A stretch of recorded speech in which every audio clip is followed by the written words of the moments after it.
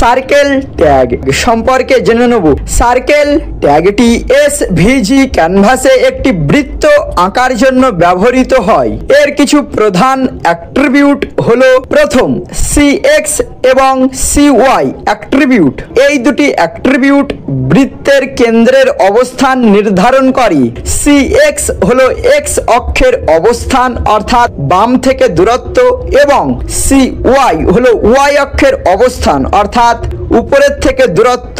দ্বিতীয় আর অ্যাট্রিবিউট, এটি বৃত্তের ব্যাসার্ধ নির্দেশ করে। তৃতীয় স্ট্রোক অ্যাট্রিবিউট, বৃত্তের সীমানার রং কেমন হবে তা এটি দিয়ে ঠিক করা হয়। চতুর্থ স্ট্রোক উইথ অ্যাট্রিবিউট, এটি বৃত্তের সীমানার পুরুত্ব অর্থাৎ থিকনেস নির্ধারণ করে। পঞ্চম ফিল অ্যাট্রিবিউট, বৃত্তের ভেতরের অংশটি কি রঙে পূর্ণ হবে তা এটি নির্দিষ্ট করে।